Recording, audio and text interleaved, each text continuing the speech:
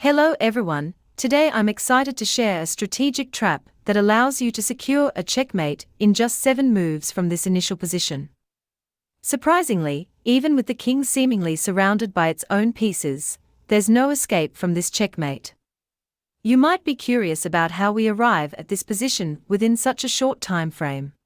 But wait, there's more. I've got an intriguing chess puzzle waiting for all of you. Be sure to stick around until the end to enjoy the complete experience.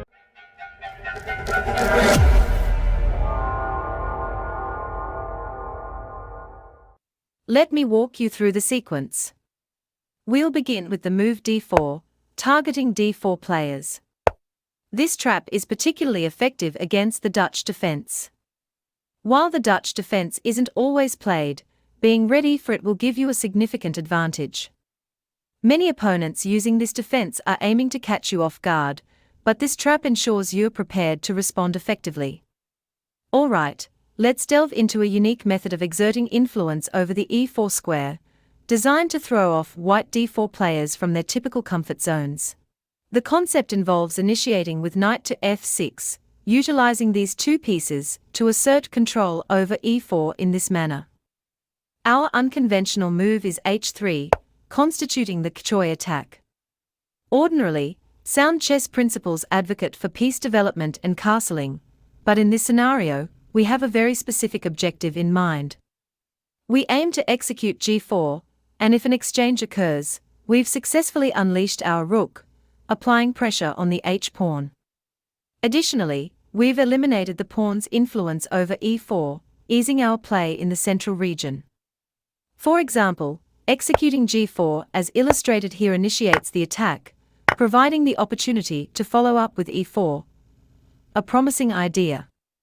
However, one might anticipate a potential issue. Black could opt for knight to f6, controlling both e4 and g4 to counter our plan.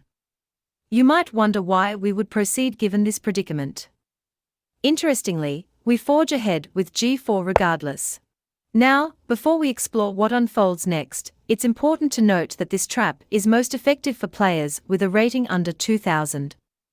The reasoning behind this is that once you surpass the 2000 rating mark, many opponents will likely be familiar with these patterns and tactics, especially if they choose the Dutch defense. So, aiming this trap at opponents below 2000 rating ensures a higher likelihood of catching them off guard, as they may not have encountered this strategy before. Why do we play g4 in this situation? Well, most opponents would instinctively capture the pawn, perceiving it as a free pawn. It's certainly disruptive to have their knight pushed around like this. They'd go ahead and capture it, which leads to a captivating follow-up move, queen to d3. Upon careful examination, queen to d3 emerges as a compelling move. It targets the h-pawn, supported by 2 attackers, yet defended only once. Now, some might think that defending against this threat is simple for black. They could just play h6 to safeguard the rook. However, this defensive move allows us to swiftly conclude the game. If you'd like to take a moment to think about the winning move for white at this point, go ahead. The winning move here is queen to g6. It's a decisive checkmate because the black king has no escape squares, and there's no way to block the check. This highlights the perils of exposing this diagonal without paying due attention to vulnerabilities along the light squares. Therefore, moves like h6 or h5 result in an immediate game over. A more reasonable response from black might involve knight to f6, a retreat maneuver, reclaiming the captured pawn and seemingly fortifying the position. It does present a solid appearance for black. However, there's a devastating move that shifts the balance dramatically. Allow me to introduce a winning move, rook takes h7. This move is exceptionally potent. The beauty lies in its resilience, regardless of how black chooses to recapture. After any recapture, white follows up with queen to g6, delivering a checkmate. Remarkably, this outcome remains consistent, even if the knight captures the rook. This underscores the significant challenge black faces in trying to unravel this precarious position.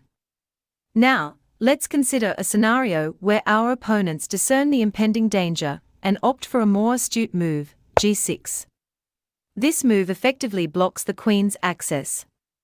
Despite this, there's a promising continuation that the engine suggests, keeping white slightly in the advantageous position. I'll propose a move, rook takes h7. This involves sacrificing our rook, but it sets the stage for queen takes g6, again delivering a check. It might appear similar to the previous checkmate, but there's a subtle difference this time. Now the rook can block.